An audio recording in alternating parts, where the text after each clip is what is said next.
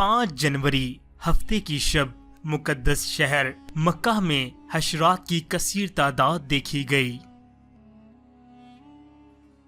मक्का के रिहायशियों का कहना है कि उन्होंने ऐसा अपनी जिंदगी में पहली बार देखा है। इन हशरात की तादाद इतनी ज्यादा थी कि खाना काबा और दूसरी मसाजिद, स्कूल्स और घरों के सहन में हर तरफ ये हशरात नजर आने लगे।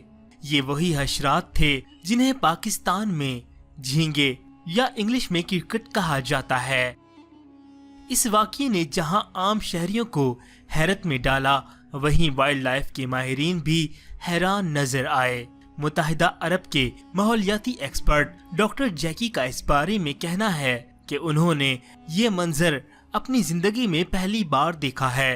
इतनी बड़ी तादाद में हशरात के उमड़ आने पर डॉक्टर जैकी का कहना था कि अरब के कुछ इलाकों में कारोबारी मकसद के लिए परिंदों के खाने के लिए इन हशरात की प्रोडक्शन की जाती है, जो कि परिंदों के लिए बेहतरीन खुराक हैं। उनका कहना था कि हो सकता है कि उन हशरात की एक तादाद परिंदों से बच गई और शहर मक्का में फैल गई। सऊदी हुकूमत ने इन हशरात को काबू करने के लिए 130 मेंबरान पर मुश्तमिल एक टीम तरतीब दी है, जो इन हशरात की मजीद पैदावार को रोकने के लिए खाना काबा और शहर के दूसरे हिस्सों में हशरात मारने वाले स्प्रे कर रही हैं। याद रहे कि पिछले साल 2018 में मक्का और उसके गिरदो नवाह में शदीद बारिशों का सिलसिला जारी रहा।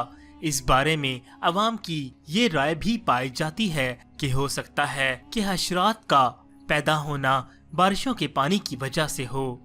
मामला चाहे कुछ भी हो, लेकिन अल्लाह से दुआ है कि अल्लाह हमें ऐसी आजमाइशों से महफूज रखे।